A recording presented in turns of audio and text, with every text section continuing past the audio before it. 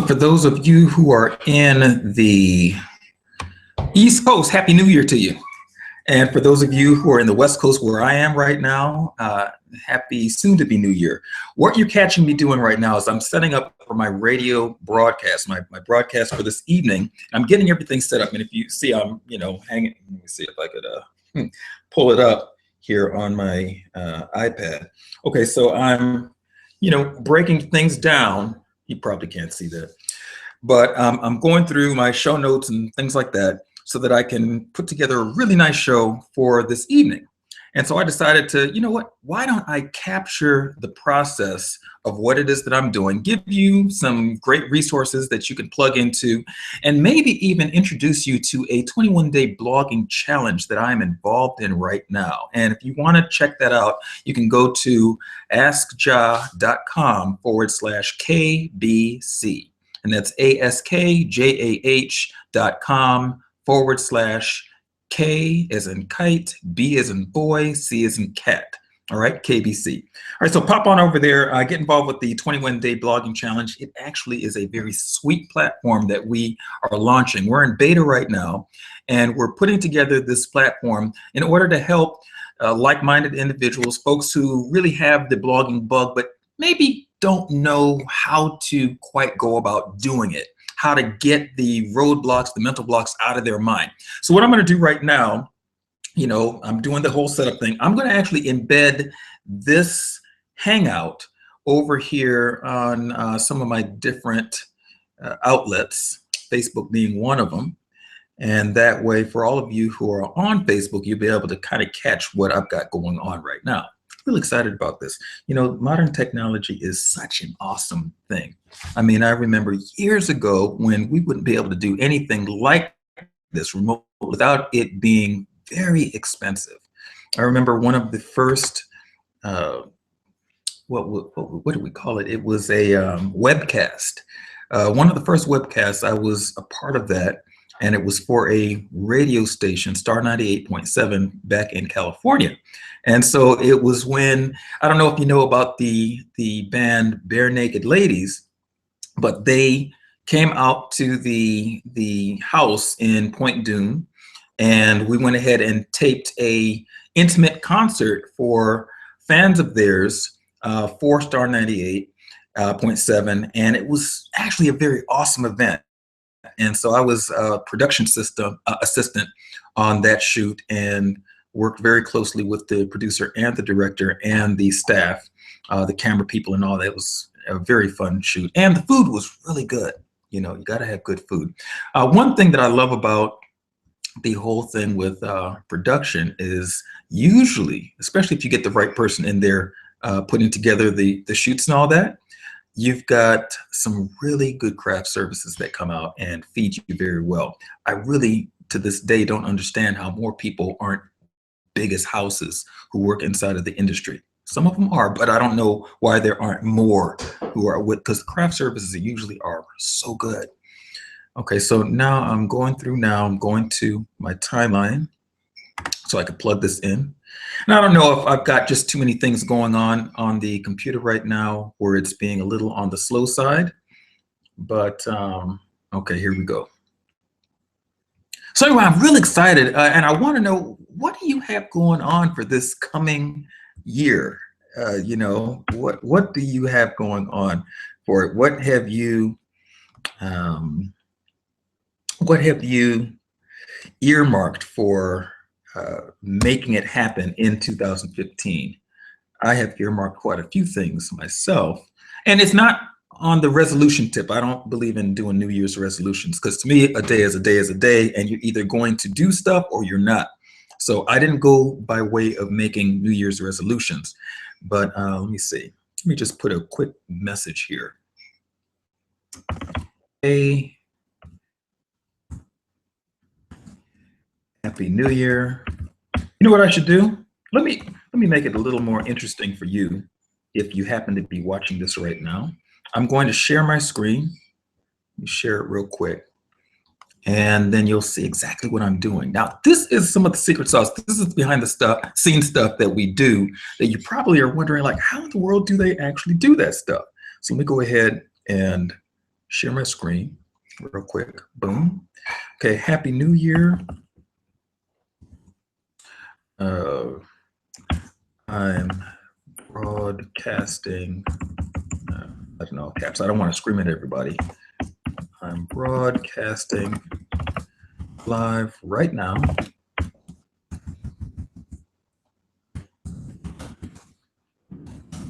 And if you want to connect,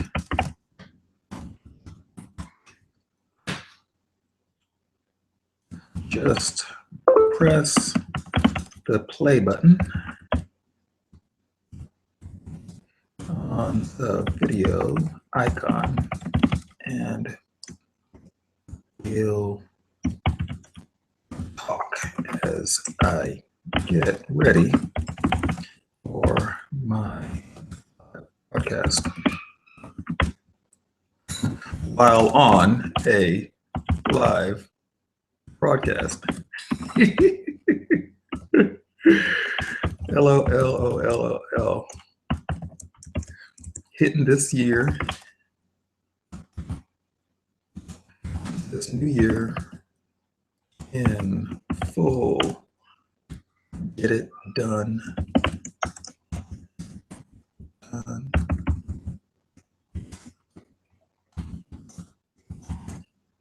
Get it done mode. How about you?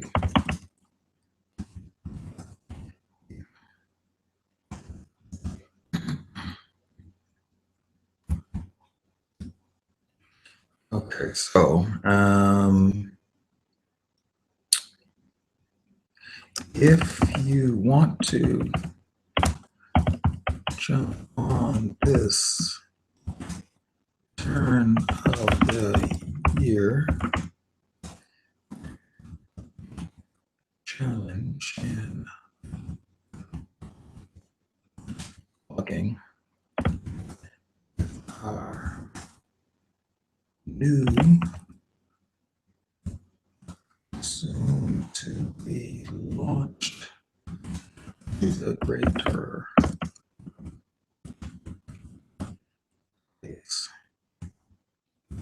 blogging platform.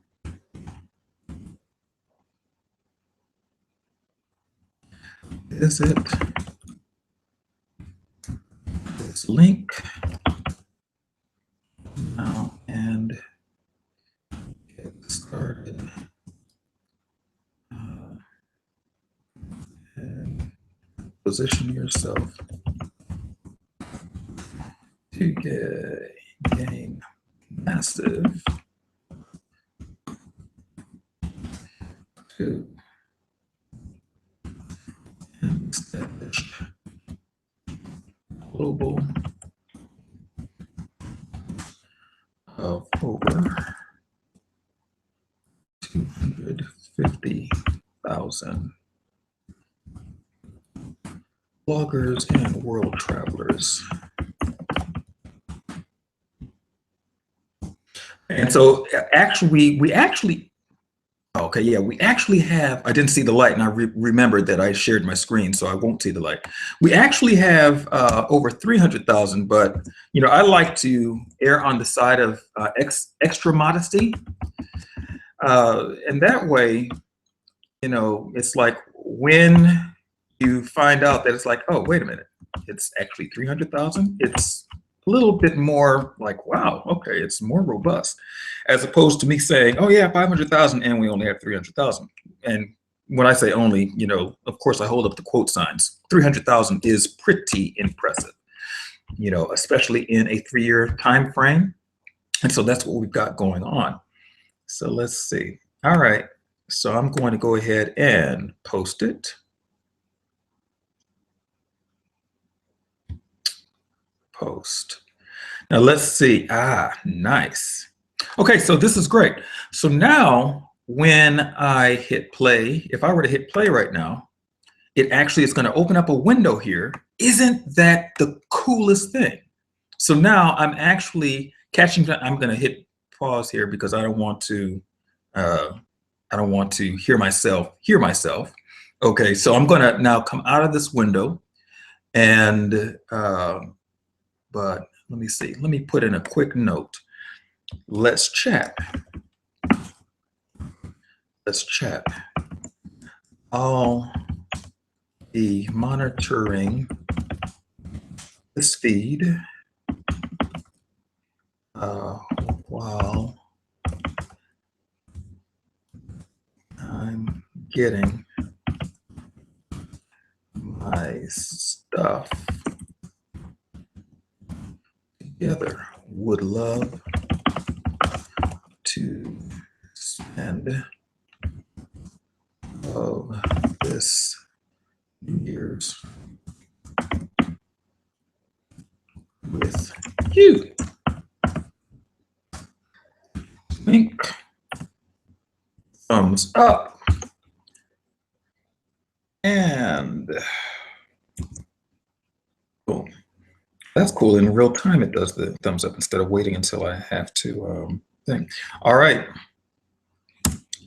Cool. Okay, so now I'm going to see who is going to connect up, and we'll just go from there. Okay, so now meanwhile, let me talk about what it is that I'm doing. Okay, now granted, I missed the opportunity to say Happy New Year to all my East Coasters on my broadcast platform. No big deal, because I'm going to put it out there anyway, but I'm going to put it out in my time here. So I may go well advance of the, because I've got 3 hours before it's New Year's out this way. But, you know, I don't have, what do you call it? What's the word? What is the verbiage I'm looking for? Okay, I'm losing the verbiage, no big deal. So anyway, so what I'm doing right now is just kind of priming the pump. You know, like I said, I'm not into the whole, okay, this is the end of the year and therefore now you better do all of these things real quick, blah, blah, blah. You know, I'm more into the, you know, what are you choosing to do right now? I saw somebody make a post and they said that every day, like you have 365, oh, I think it was my friend David Adams. And he said, you've got 365 days, you know, new year days, right? Every year. And so basically it's saying, don't make an arbitrary day to create a resolution that you're not going to stick to. What are you determining and choosing that you're going to do in order to make your day and your year and your life, your mission successful? What are you choosing to do? So for me, I have been in a process of just pulling the trigger left and right. You know, I said the other day, hey, you know what? I'm going to go ahead and start my broadcasts. And so I did. I just went ahead, got the platform and started my broadcast. Next thing I said, okay, you know what? I'm going to go ahead and start putting up my different sites. I've got some different niche sites and some sites that are more specific to, let me come out of screen share so you guys aren't looking at a blank screen and saying, okay, this is a little boring, Jason. Here we go. Let me move back to my face. Okay, did it work? Okay, you are screen sharing. Okay, so hit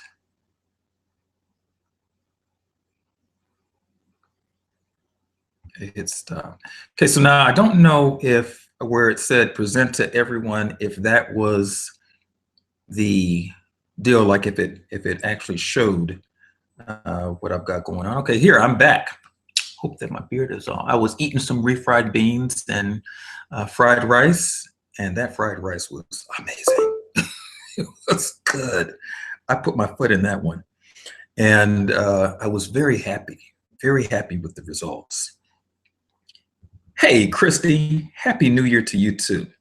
Okay, so you know what? I wonder if I could do a dual screen share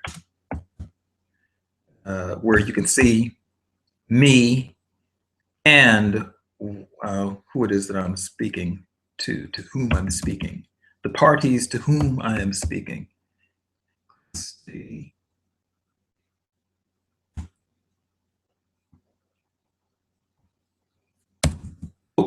Man, I did all of that, and then I I ended up erasing the name that I put in there.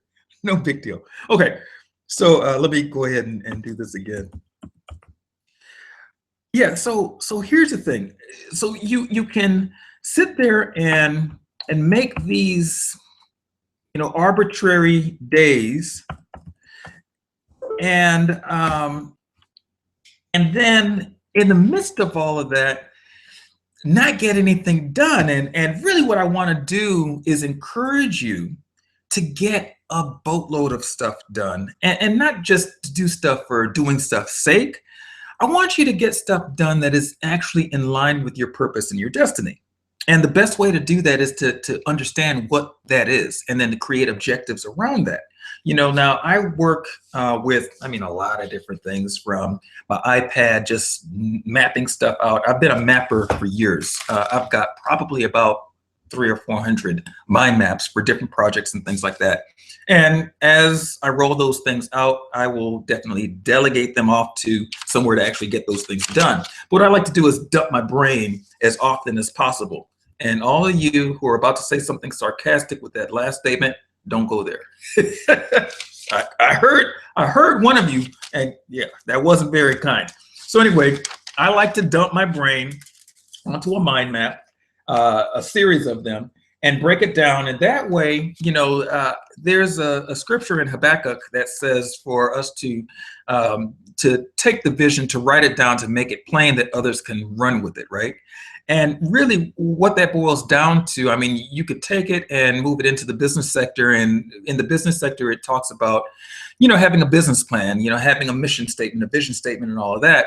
And what it does is it makes it clear for those around you who could take up the slack or pick up the load of your business and all of that. It makes it easy for them to be able to paint by numbers on your behalf. And ideally, if you are out to create win-win-win situations, you create a document or a process where they win. They're learning a boatload of things.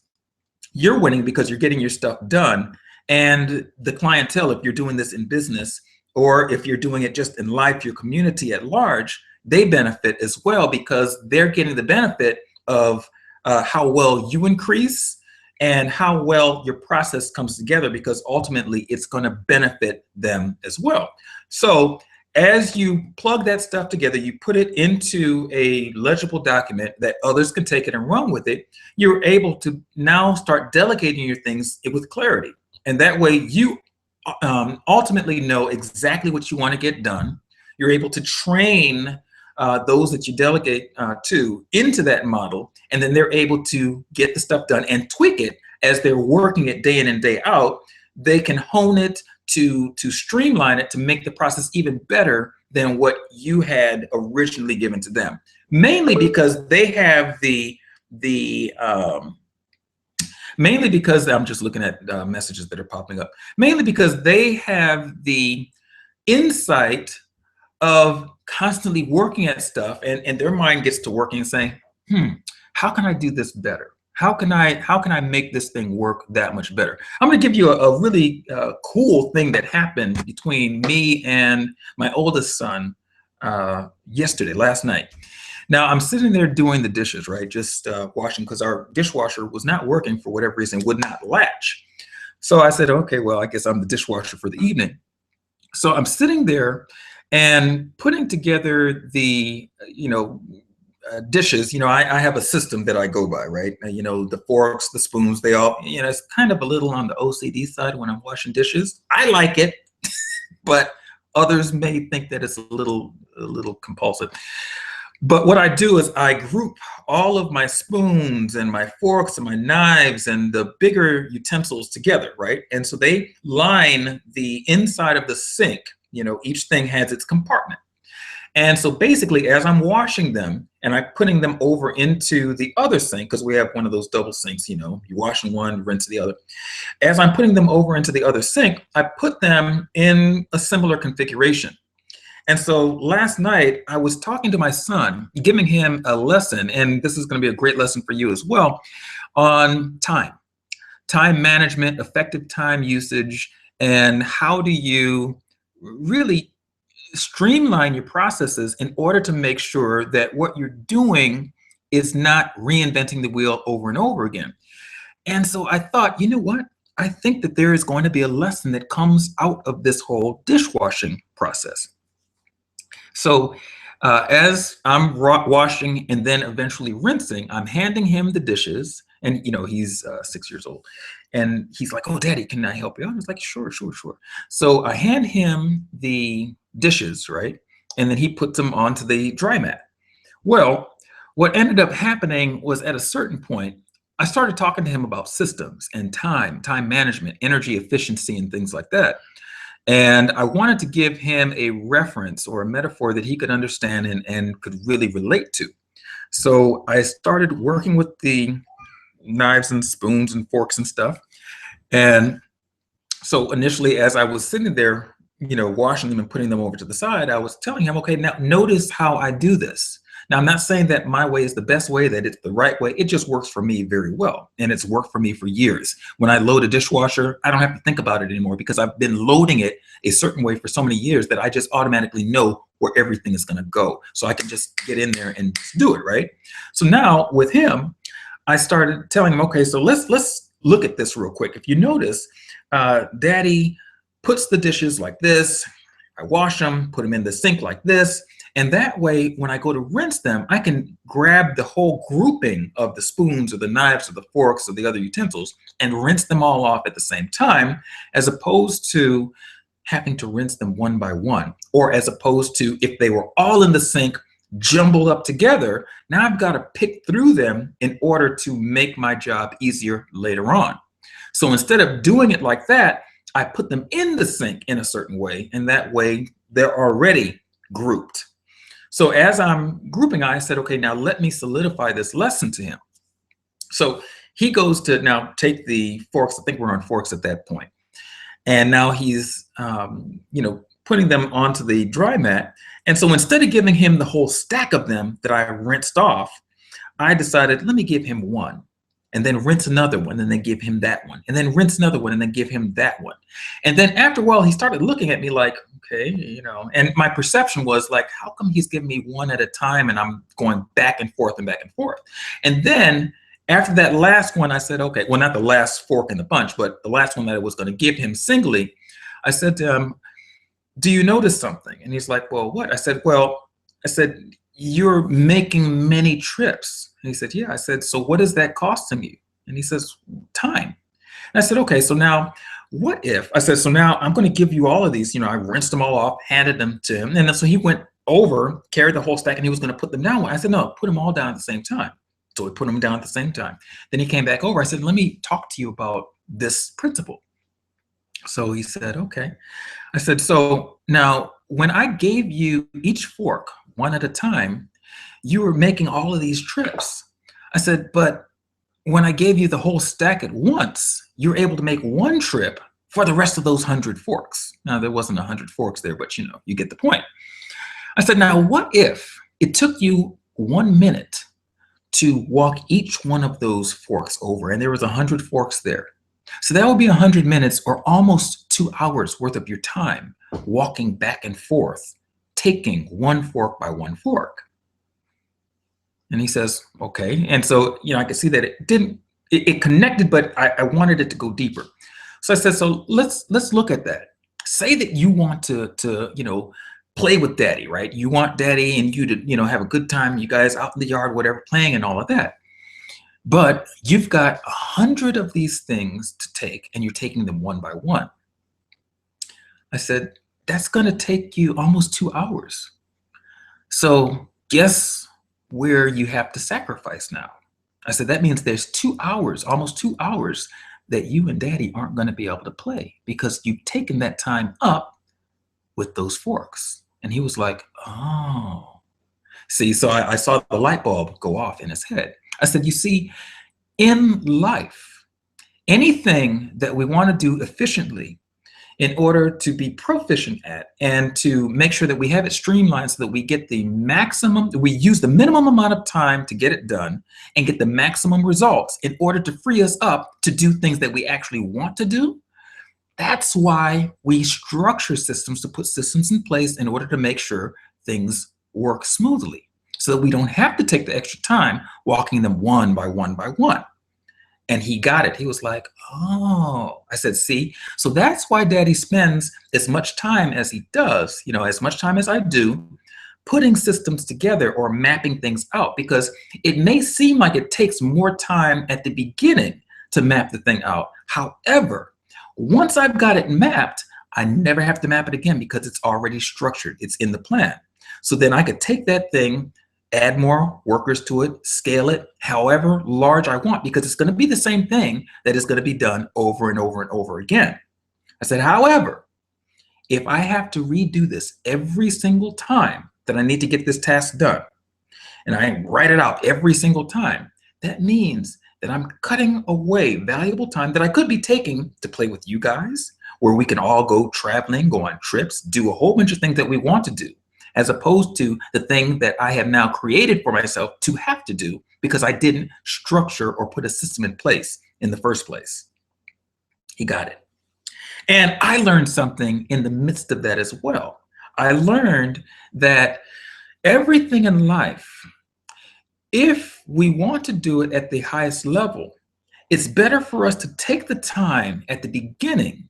And I did a broadcast just the other day talking about sharpening your axe. And, that's that whole statement that Abraham Lincoln made, that if he has, a tree to cut down and he's given an axe, he would spend, and 6 hours to do it in, he'd spend 4 hours for 2/3 the time sharpening that axe, and only 2 hours actually cutting down the tree. If he were to do it in reverse and say, well, I've got 6 hours, let me just start wailing away at this tree, then what ends up happening is that that axe is ill-equipped to actually chop that tree down. And so the axe doesn't make the connection, and it's probably going to take him more than the 6 hours to actually get the tree chopped down. And a matter of fact, if he gets it chopped down in that 6 hours, to go to the next tree to do the same thing, it's probably going to take him 12 hours because the axe is going to be even more blunt. However, the axe that he spent 4 hours sharpening, he'll get through that one tree, and then he may be able to get through several more trees on that one sharpening instead of having to go back and resharpen again, especially depending on the type of metal that it is, how the hardness of the metal on the axe head. So in what we do in life, in business and things like that, if we were to take the same focus and say, let me spend the beginning portion honing, getting the thing right, putting the system in place so that by the time I'm finished getting that system, when that last T is crossed and I is dotted, I'm ready. I'm ready to actually knock this thing out of the park. I can take the process from start to finish and put people or workers or whatever functions, tasks and all of that. I can insert those tasks into that model and it'll get done because I've already worked out all the kinks, the infrastructure is in place, the support system is there. Now I can take that, replicate it over and over and over again. I could take off one name, slap another one on, and I've got now a process for a new business model as well. You see, so it has a farther reaching implication by doing the thing right in the first place than by taking it and saying, well, let me just kind of shoot from the hip, because that shoot from the hip is going to be the most expensive bullet that you shoot out of that gun. Do it right, and that one bullet will take care of 100, 1,000 things. Let me tell you a little something about what I used to do when I was working at one of the studios, right? Years ago, I used to work at the studio, which is how I learned how to do production and produce radio and television and film and all of that, right? It was like thrown right in there, and I learned on the job training. So I didn't go to school for it. I was actually in a car accident and I couldn't return to work, and I was working telecom at the time. And so I ended up just hands-on training. I started out with graphics, then I moved into VTR op, which is, the videotape recorder, we actually used to capture the shows that would come through the studio. Then I went into lighting, design, grip, key grip, set design, and technical directing, and then directing. And, you know, and then I also did producing. And I mean, you know, so I learned all of the stations. And I still to this day don't really know all of the lingo. I just know how to get stuff done. And I know how to relay to folks, look, this is what I want to get done. So it works out. However, when where was I going with that? When I started at the studio, and there was a production that came through, and this is not the story I started with. This is actually a stall tactic while I'm trying to get my brain to remember exactly why I was coming to that point. You know, now I let the cat out of the bag, but you know, you'll you'll deal with that. So as I'm at the studio though, right, I'm learning all these different things to do. I realized that there was a system that was in place when the shows came through. Like, there were certain things that we did in that protocol to make sure that they got through from start to finish, and we're clearing the studio because we had, like, on any given day, we may have 3 or 4 shoots that were coming through. We were on the smaller stage. There were shoots that are on the bigger stage that used to take up a little more time depending on the size of the production. And but seeing all of those things kind of come together, it's like, okay, it was a system. There was a scheduled system, you know, and oh, this is where I was going with that. So when I was at the studio, I worked many jobs there on both sides, from the admin side over to the actual production side. And in the admin side, I was a cable caster, which meant that I used to air the shows. And so I was over 6 of the channels, right? It was public, educational, government, and least access, right? But I also used to do the program directing. And that was my employer, my boss at the time. When she would leave out of town, she would put me in her position to make sure that I maintained the database, scheduled the producers coming through. And I used to work with around 2,000 of the producers, right? And so I used to have to make sure that their 13-week slot was scheduled accordingly. And then during that time, I learned, oh, wait a minute, there's like a method to this madness. I used to work with macros, and then I started creating macros. So I created a macro that actually would do 100 things, and it was a master macro, I called it. And so in that macro, what it did was it would take one macro that was in the macro bin, it would activate it, you know, it would do its thing, and then it would take it, put it back, and then pull another macro, activate that. It would do its thing, it would put it back to, and so it went down the line of the macros so that by the time I was finished, I could hit one button and it would do all of these different things and wait for me to, it would prompt me to fill in some information here and there for the unique information from the different producers coming through. And then once I fill the information in, hit enter, it would kick the macro back into play. It would finish up, put the macro back, get another one, and then, so it would do that over and over. And the reason why I created that, aside from sheer laziness, you know, and laziness is the mother of so many innovative inventions. I didn't want to have to do the same thing over and over and over again. So I sat down one day and just thought about all of the things that had to come into play in order to make this thing work. And then the question that I asked myself was, okay, so is there a way that I can shorten the time frame? Is there a way that I can make it work where I don't have to be involved, or at least involved at the level that I was involved in, right? And so I said, yeah, I think there is. And that's when I started diving into macro creation. So I created the macros and it worked, right? So fast forward on what it is that I do today is that I sit there, I like to think a lot. I'm a thinker.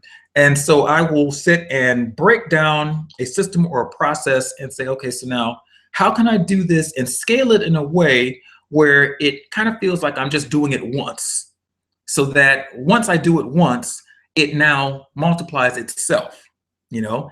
And that takes really a great deal of planning, but once you've got it down, you're good to go. I'm hoping that this is like really kind of, you know, triggering some things in your mind, mainly because I'm doing this podcast for you, or this broadcast for you.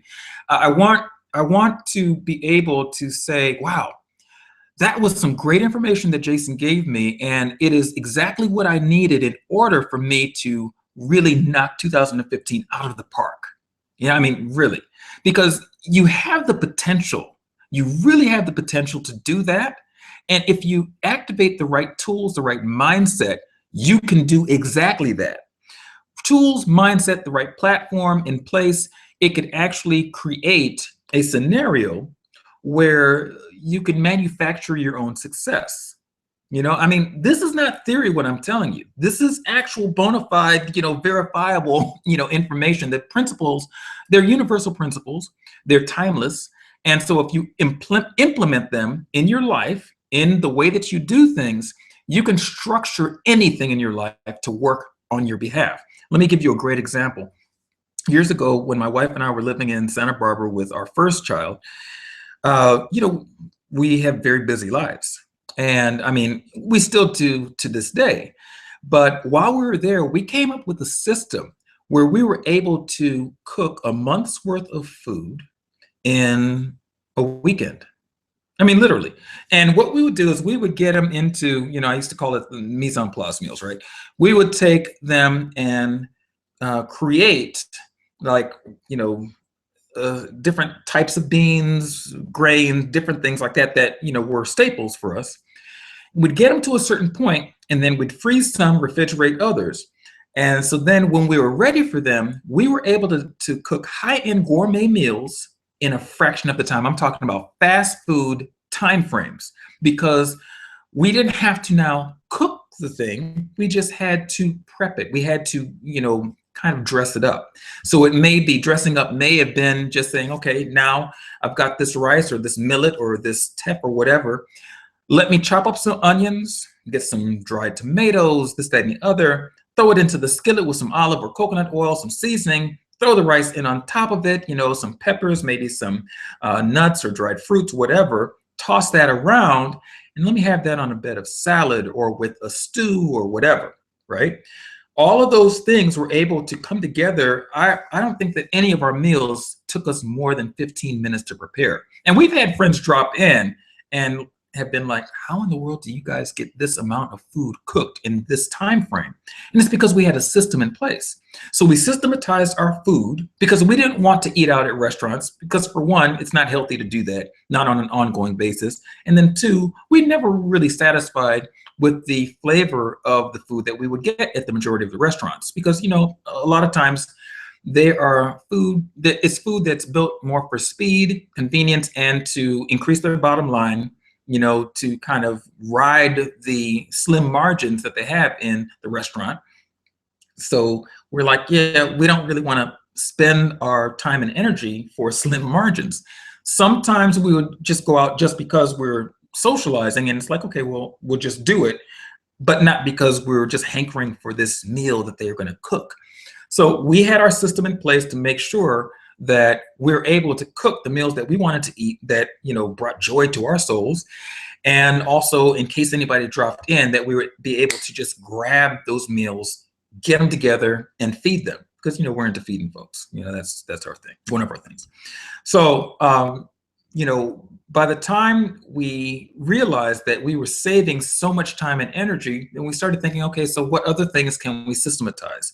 When I put together a mind map and I start brain dumping, there's certain criteria, certain slots that I like to, divide things up into. So that way, as I'm dumping, it's like, okay, this goes over here, this goes over here, this goes over here. It's like dealing with a move, right? So, hopefully those scenarios, those ideas, those examples that I gave you kind of are jogging your mind on how you can systematize things in this happy new year of yours, right? I mean, a year, you want it to stay happy. You don't want it to start out one way and then you get bogged down and you're like, oh my gosh, I kind of fell off my resolution and this is only half of the first day, And it's because if you don't have a system in place, you're pretty much setting yourself up for failure. The way that resolutions actually work is when they're not set up as resolutions. You don't wait until the end of the year, day 31 of the last day of the year, in order to make this resolution that you haven't put plan and thought to. I usually like to tell people, if you're going to go the resolution way, then instead of starting December, or the end of December, start like in October or September. Look at what it is that you really want to accomplish that coming year, and then start putting the things in place from then in order to make sure that by the time you hit December 31st, January 1st, you tip over that, you're already in motion. You've already built the habit of creating. You've already built the habit of accomplishment. And then it's just this old hat to you. You're just in that habit of doing that already. You've given yourself that 90 days to make it work for you. By the way, let me give you a quick plug again. If you are looking for a way to really skyrocket the way that you do things, the way that you think, to get your mindset in the right perspective, and also to put yourself in a position to monetize what it is that you know, what you're passionate about, go ahead and visit askjah.com/KBC. Again, that's askjah.com. That's askjah.com/K as in kite, B as in boy, C as in cat, KBC. All right. And that'll take you to, well, right now, if you're looking at this live, it will take you to the 21-day blogging contest, that, blogging challenge that we have started on our new platform. So excited about this platform. It's the Klaatu platform. And we're seeing, I'm a beta tester, and we're seeing some phenomenal results behind the scenes of just what it does in relation to ranking the stuff that you care about most, in the search engines. I'm talking like page one and all that, when you just use the techniques that we teach on in our platform. Also, there's a great marketing back into it. If you are like saying, well, okay, I know about blogging, I've heard about it, I don't really know how it can do anything for me other than take up more of my busy schedule already. Well, we've got some training in our back office about what the machine of blogging can actually do for you.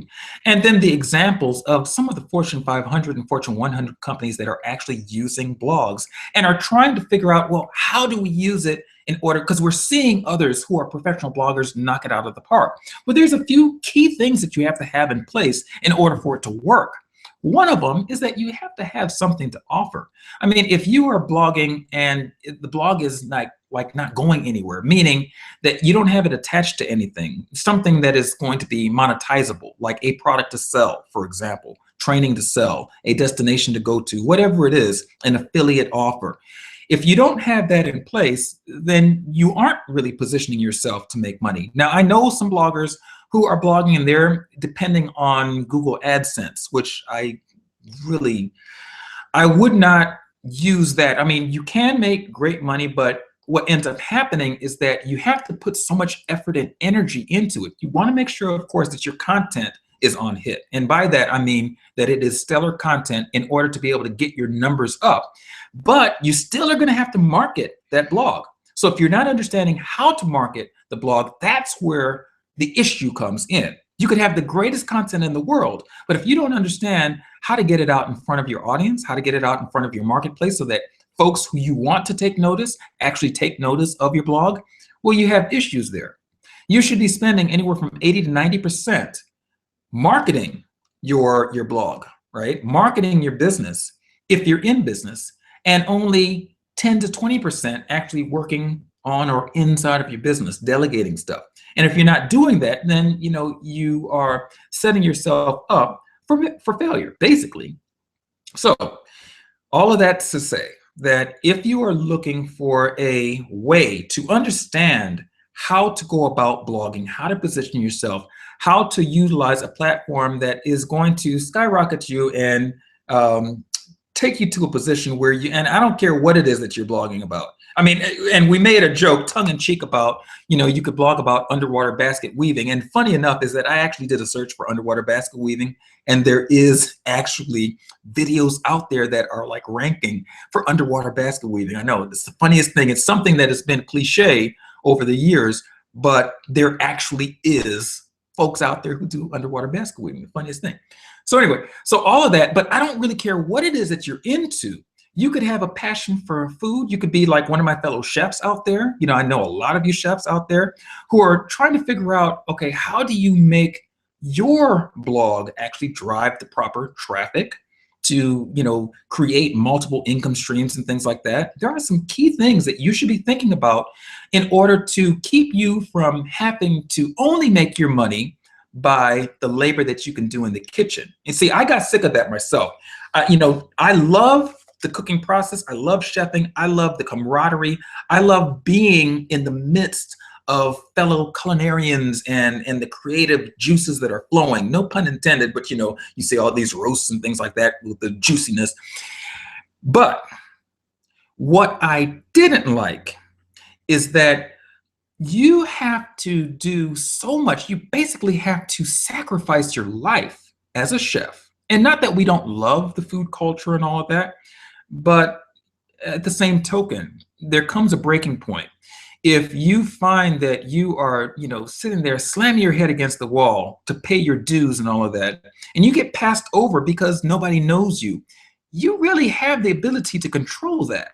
You have the ability to create a following so that if you decide, hey, you know what, I want to do some pop-up restaurants here and there, you do pop-up gourmet all over the country. You let your followers know, hey, I'm going to be in this town, and then you do a pop-up real quick. Now they're flooding your organization or flooding the establishment where you are. And by understanding how to maximize on your marketing efforts, there are things that you can do to leverage that to the utmost degree. I mean, you can leverage it to where it's like that can pay off years to come, just by putting it into what I like to call perpetual motion. There are some techniques that you learn when you learn how to blog, not only effectively, but properly, when you have the right focus in place. So anyway, so whether you're a chef, whether you're a crafter, whether you are a doctor, a lawyer, a surgeon, whether you are an auto mechanic or a car dealership, it doesn't matter.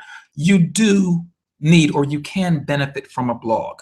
I was asked a question by a friend of mine, Ken Beckford. He's a fellow blogger, and he asked me, he interviewed me actually for one of his web properties, and he asked, one of the questions was, and I'm going to paraphrase because I don't remember it verbatim, but he asked me, hey, Jason, tell me, I've heard it said that a person who's not online basically is going to be out of business, like they cannot survive in business without being online. And I said, no, that's hogwash. That's absolutely not true, because there are many industries, many businesses that are not online. As a matter of fact, I work with those industries. I'm a media planner, and I work with, the civic sector, nonprofit organizations, and not the nonprofits don't need to be online. I think that they do in order to just share their story. Online is a very social environment.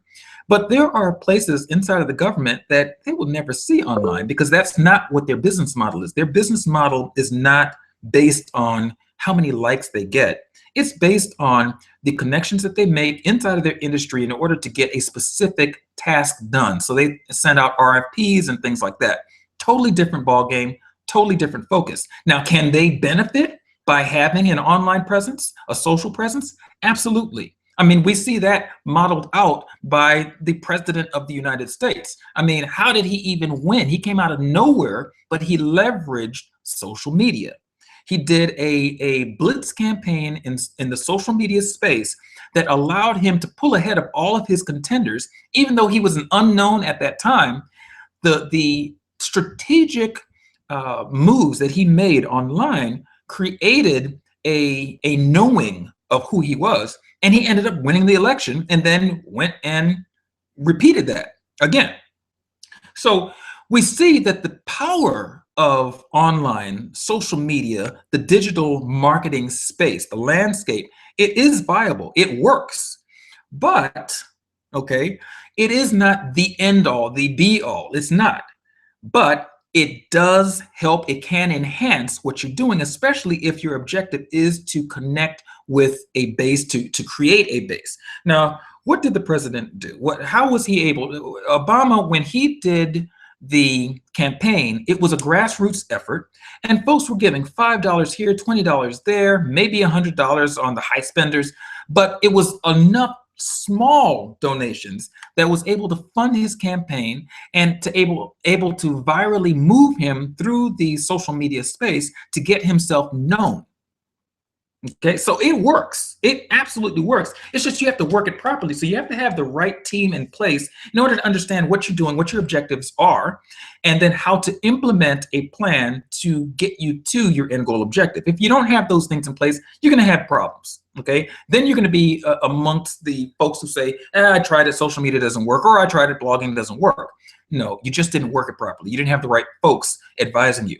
And so that's why I say, you want to make sure that when you are plugging into a system, and I'm going to highlight, I'm going to enunciate that a little bit more. When you're plugging into a system, for blogging, for online marketing and all that, you want to make sure that it is a system, that it has an infrastructure in place that can not only take on massive growth, which the system that we have does. We're like over 250,000, 300,000 strong bloggers, right? Who blog about any and everything under the sun. I mean, UFOs, you name it, right? Politics, food, I'm into the food thing personally, nonprofit stuff, fashion, you name it, it's there. It's a matter of what is the passion of the blogger, and they focus in on that. So imagine that you would take the passion that you have for your organization, for your art form, whether it's culinary arts, or whether it's that you run a nonprofit, or whether it's that you run a church.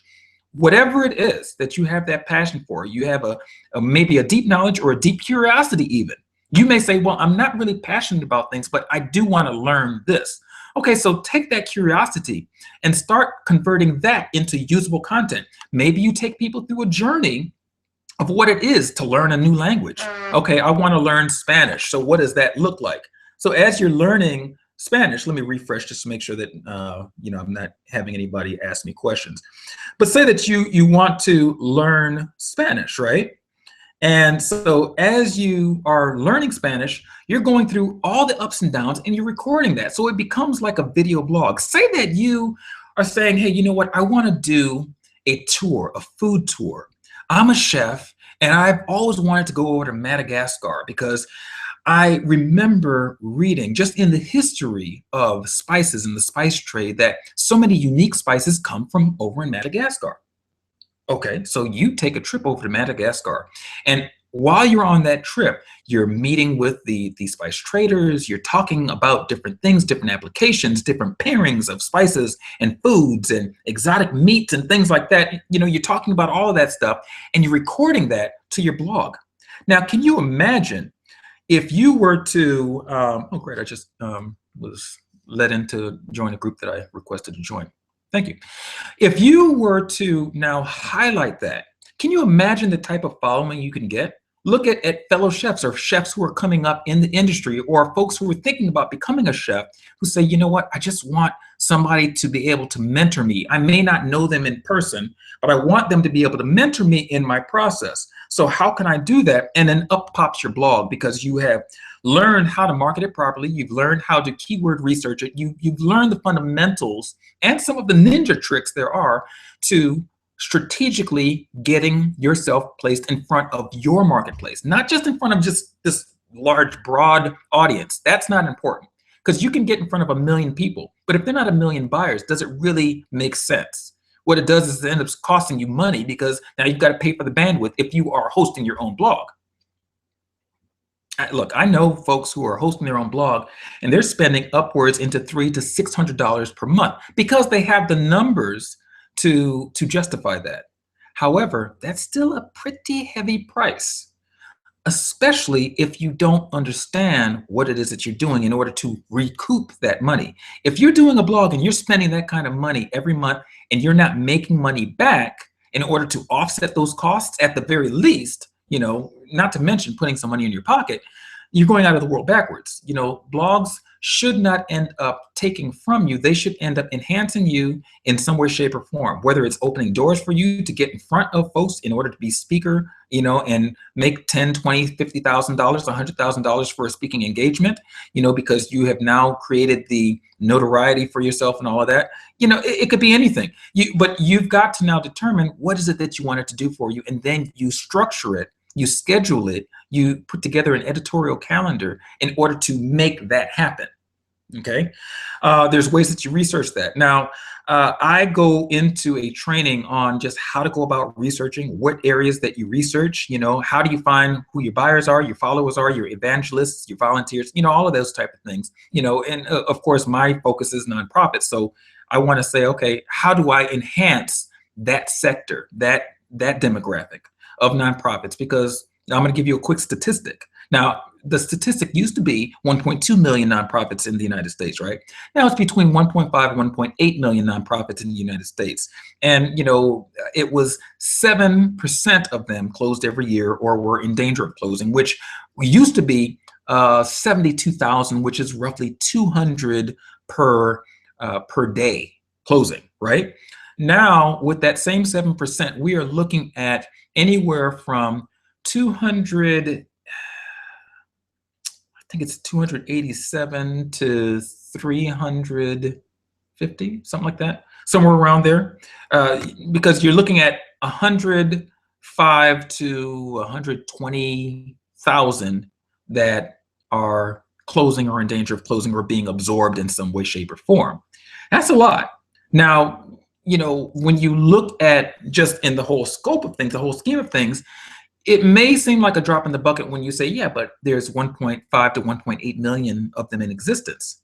But if that number is closing, that's almost 10%.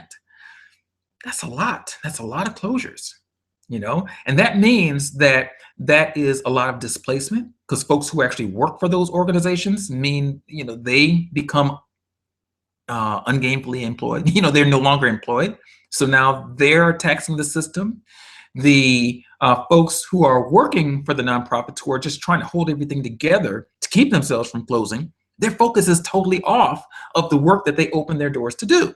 If you open your doors to work for at-risk kids or seniors or for animals or whatever, and you've got to now focus all of your energy on, we got to do what we can to keep the doors open, you know, well, what ends up happening is that your program itself suffers. So then it comes down to, well, what kind of value is it having your organization open if you can't even focus on the thing that you open the doors for? So that's why when you do passive things like blogging and you start talking about, this is what we're doing, this is who we are, and you're getting in front of the right people because you're strategically placing yourself in front of people, you are understanding what is necessary, what is needed in order to get you in front of the exact target market, because you've understood that based on the training that you've gotten inside of the system.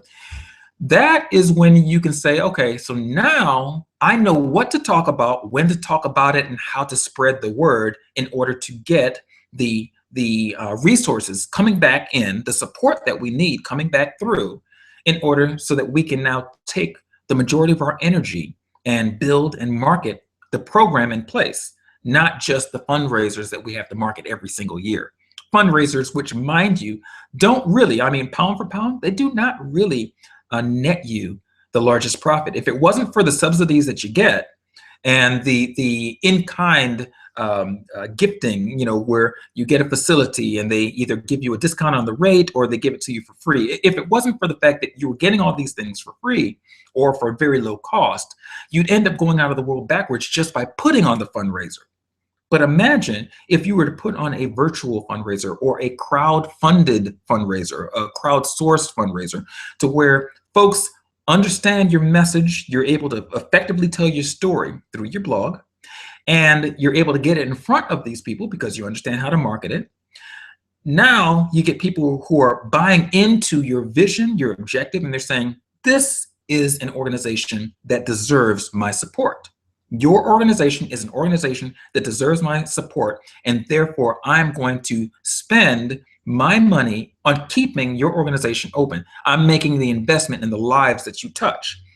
If you're not doing that, there's going to be challenges, because you have to continually remanufacture, rebuild the wheel, remake the wheel.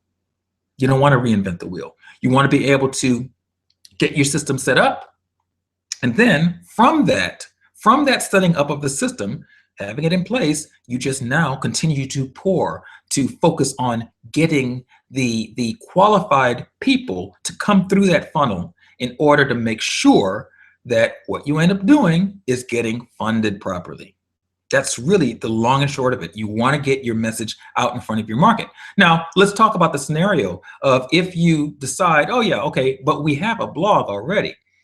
How much of an authority is your blog? Is your blog ranked in Alexa at 1 million some odd thousand? Or is it ranked, you know, in the hundreds? Makes a big difference. Is your blog recognized by its peers? Is your blog one that is being highlighted, being talked about in media? Is your blog one of the blogs that when they're mentioned in media, they're mentioned in a way that it's like, wow, this organization is really knocking it out of the park. They're doing things differently, and the effects, the results are speaking for themselves. Look at the lives that they're touching. Look at how they're able to get in front of their marketplace, and they are effectively utilizing the resources that are being given to them, donated to them. They are doing it smart, intelligently. They really have it strategically mapped out to where they get the best, the best bang for their buck, right? That's really what it comes down to. If you've got an organization and you always have your hand out, but you don't really have a strategic plan in place that shows folks that, okay, yeah, I'm going to receive your money, but let me tell you how I'm going to leverage your money so that that $1 that you spend with me is going to be $40 strong. You see, there's a way to do that by leveraging the platform online and the things that you can do inside of a blog. The things that you can do inside of a blog will actually literally blow your mind. And so you want to start out with the best case scenario and with a blog that is well established. So, I mean, there are things that you can do. So anyway, I'm saying that, I know, and I'm not trying to do a hard sell. That is not what this is about. I'm just really passionate about, keeping worthy nonprofits open, keeping worthy businesses open, and establishing creatives, the creative space, artists, culinarians, and all of that, a working environment where they can get their message out to their marketplace, where you can be seen instead of just saying, hey, I have a website, hey, I have a blog. I mean, that's great for the name's sake, but it's not great for the results. You want results. So go to askjah.com, askjah.com/KBC. Get involved with the blogging challenge. I believe right now we have it going for like $7 to get in. And then, you will go for the regular afterwards, which is a drop in the bucket when you boil it down to what you're actually getting. But go on over there now, askjah.com/KBC. All right. And yeah, I think that's all I have to say about that. Okay, so now moving forward, let me give you some really valuable takeaways. Hopefully it's valuable to you. It's valuable to me because I utilize these for myself. We already talked about having a system in place. Got to have a system in place if you want to keep from reinventing the wheel over and over and over again, and you want to be able to scale what you're doing so that more folks can get in front of what you've got going on and take advantage of it. And also that it's put out in a way where they're going to want to spread the word. You see, there's not enough virality going on right now. And I think you could probably agree. There's not enough virality going on in your business, in your life. There's not enough people talking about you. And you want people talking about you and saying, hey, you know what? I just came across this great organization. I just came across this great chef. I just came across this great artist. You've got to see their work. Oh, look, here's some of their work right here. And they're sharing your stuff. So now they've shared it to their community, and the community says, wow, they're right. Let me go ahead and share it to my community. So you've got all of these communities and sub-communities and expanded communities, extended communities sharing your stuff. And before you know it, you become known because you're just adding value to the marketplace, to these people's lives. Okay, off my soapbox on that one. So this new year, 2015, at least for me, it is a year of high impact, high intensity, get stuff done. And I want to take you with me. I want you to be a part of that experience because it feels so good when you look back and you start seeing that you are accomplishing your benchmarks one after another after another. Look, I'm so jazzed about it that I came onto this Hangout. I did not bother, so let me, kind of clean up and everything. I was like, I gotta hit the button now. I have to pull the trigger right now, because if I don't, I'm going to take too much time perfecting the model when really it's all about the story. It's all about the message. It's about what it is that I can provide to you and to point you in the direction of where you already said that you want to go. And that is to be successful in 2015 and to not be anchored to the dynamics of economy. You can create your own economy. You can create your own income streams coming in just in how you structure what you do. I mean, wouldn't you rather to have people come into your business and to be able to sell them on your higher end stuff, or to give them offers that you don't have to increase your people, you can add more value to where they're going to want to increase their purchasing with you? I mean, really, that's what it's all about. Imagine, say that you're a chef, right? Now, you know that it's going to cost you a certain amount and you're going to make a certain amount on a salad. And then you also know that you're going to make a certain amount on lobster or prime steak or caviar, whatever, right? Whatever it is that your bent is. Now, you would rather, now I'm just speculating here, the business side of you, okay, I can guarantee it. The business side of you would rather that you had a restaurant full of people ordering your highest ticket item because your margins are going to be greater. And of course, you're going to make more money. You're going to be able to expand your business in ways that you couldn't expand it otherwise. And if you have a restaurant full of people and they're just focusing on salads, oh, just give me a salad. Okay, well, you've made like 50 cents off of that salad. Not to mention that it took, $2 in order to get the salad prepared. So you're going out of the world backwards. You're maximizing on your loss leader. And you don't want to maximize on your loss leader. You want to maximize on your high ticket item. The only way to do that is to provide such value that it's going to be a no-brainer for your marketplace to say, you know what, makes sense. Let me go ahead and get the high-end thing here because this chef who is world-renowned, I mean, I know I've seen them all over social. I've seen them all over the internet. I've seen every time I look up, the chef is there. The chef is there. The chef is there. I see them in news releases. I see them on shows. I see them. So I know that they must be quality because I keep on seeing them. Now, that's their perception. You may not be able to cook worth a hill of beans. Maybe, maybe not.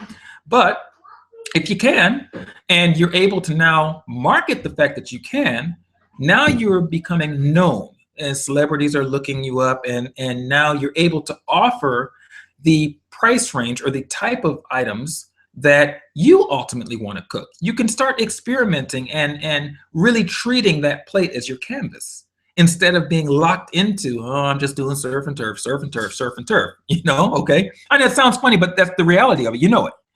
And so here it is.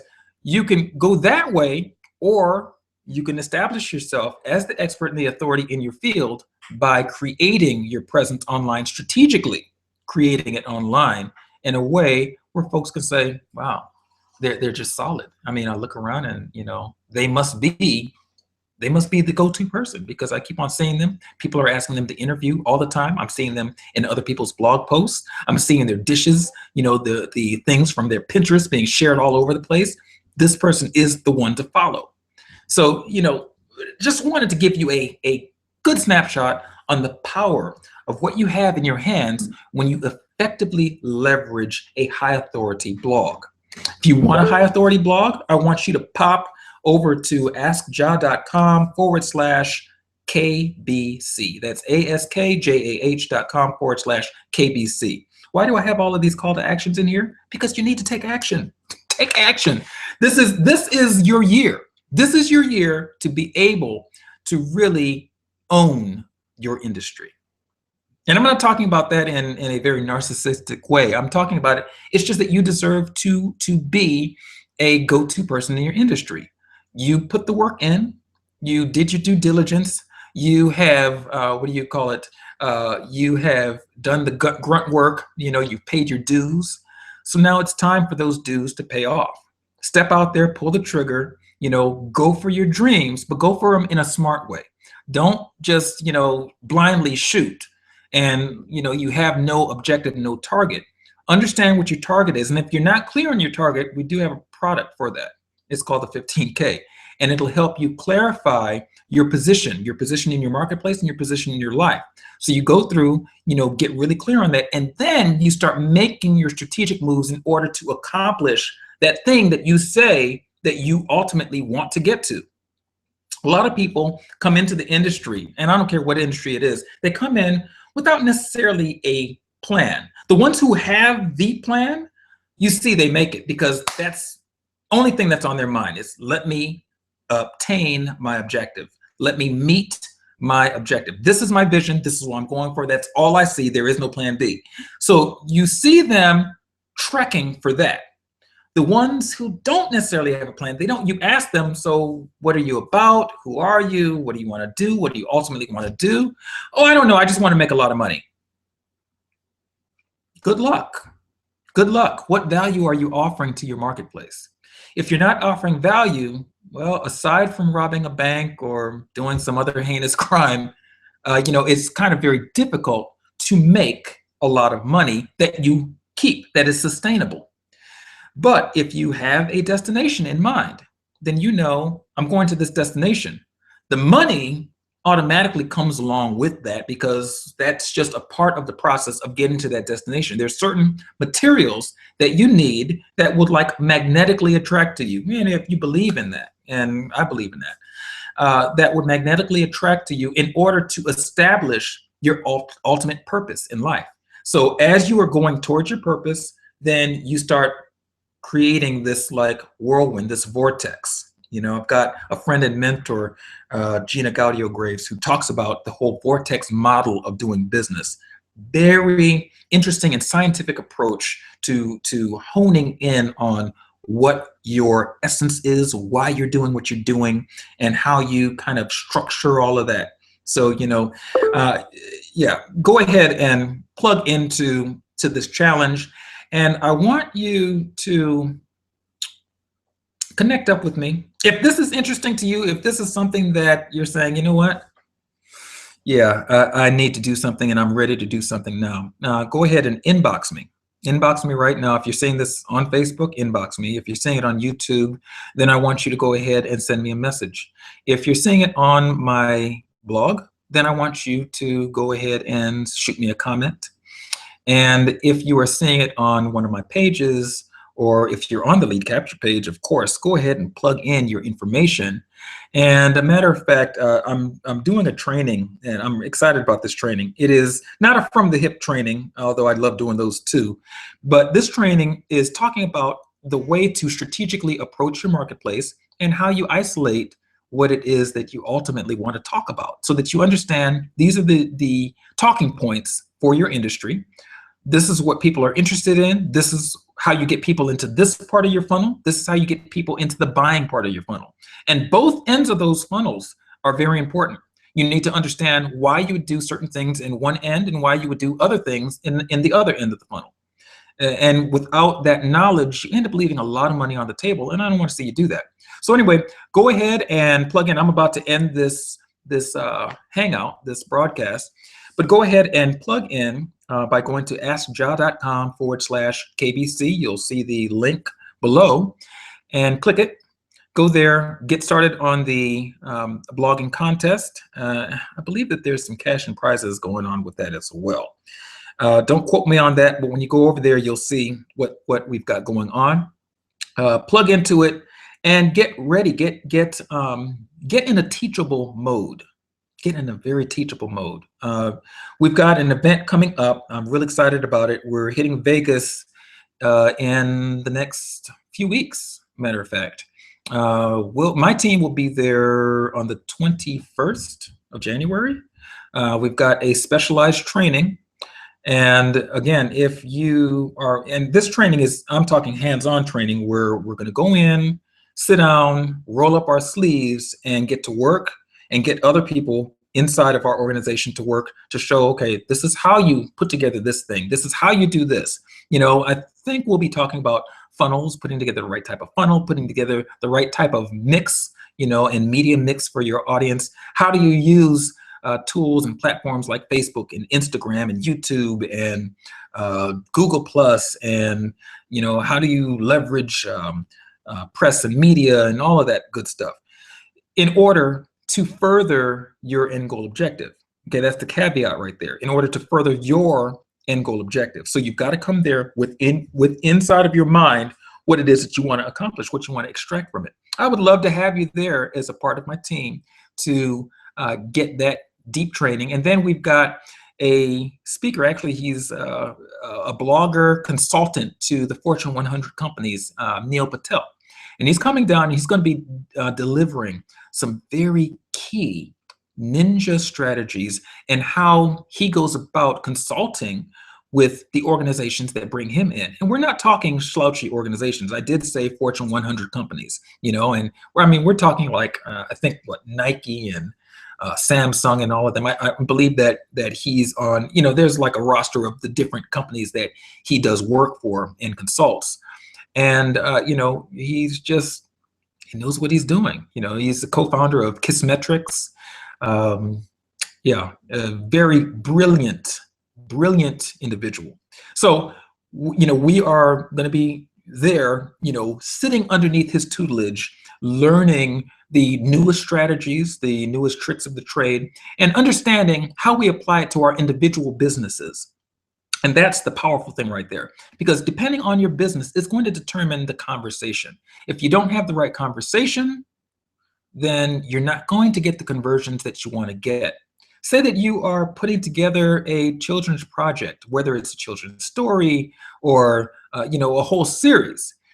You want to know how to get in front of your marketplace with the conversation that is going to most appeal to them. Who is it that you speak to in that particular marketplace? Do you approach the kids? Do you approach the parents? If it's the parents, is it the mother or the father? Is it the grandparents? Who do you approach and why? All of those questions you need to answer in order to be effective in your marketplace. If you're not answering those questions, then you're going to end up spinning your wheels in your marketing, whether you're doing paid marketing or you're doing the blogging aspect where it's free marketing, but you end up spinning your wheels because you're speaking to the wrong person or the wrong aspect of that individual, and you're not moving them to buy. So you want to make sure that you are at that training in order to get the information that you need in order to skyrocket your business and to understand the principles, the fundamental, the foundation behind actually structuring your marketing mix, structuring your blog posts, structuring the conversation that you have with your potential buyer, your prospect. All right, so with all of that said, I'm Jason Hodge. I'm really happy that you took the time to hang out with me. Wow, I've been kind of running my mouth for about an hour and 18 minutes. Happy New Year to you. And I'm going to continue to get ready for my broadcast, my live broadcast over internet radio. And I'll probably end up talking about this hangout and just the importance of pulling the trigger. Even when you don't feel that you are ready, that's probably one of the best times to pull the trigger, because what's going to happen is that along the way, you're going to have your marketplace kind of give you hints and cues on how they want to be talked to, how they want to be addressed.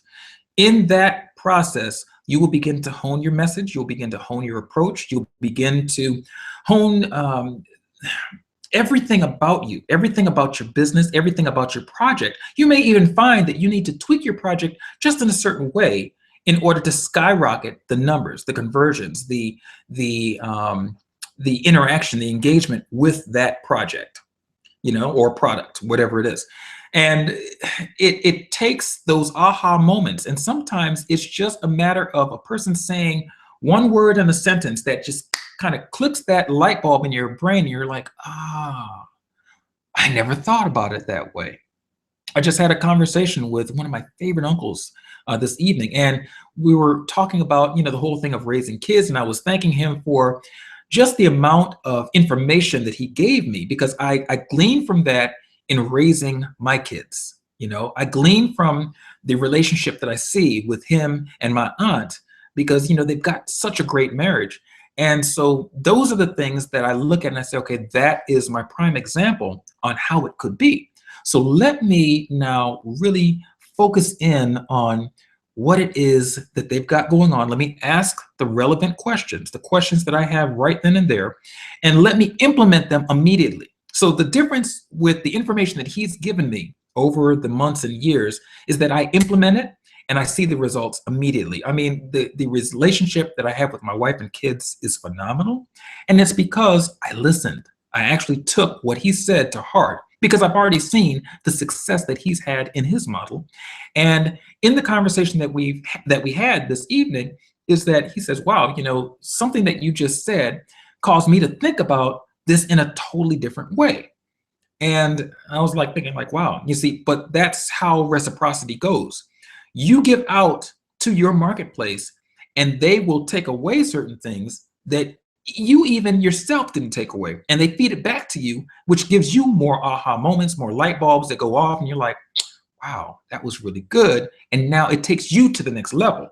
So let's go to the next level in 2015. Pop on over to askja.com/KBC and let's get plugged into, and it's more than just the blogging challenge, but let's start there and let's build from there. Let's build the right foundation for you on solid ground, okay? All right, I will catch you later. Let me kind of close this out. Hey, it's been real. And I'm hoping that you take action this year. I'm hoping that this year is the most productive year to date for you. All right.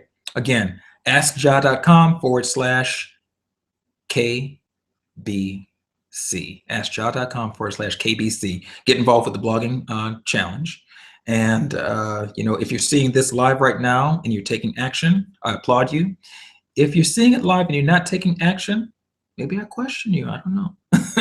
Hopefully you're taking action. You're saying, it's my time. It's my time to really knock it out of the park. I'm sick of the frustration. I'm sick of not doing all that I can do to be all that I can be. I'm ready for a shift. And if I could do that through blogging, let's go for it. Go for it. All right. Catch you later.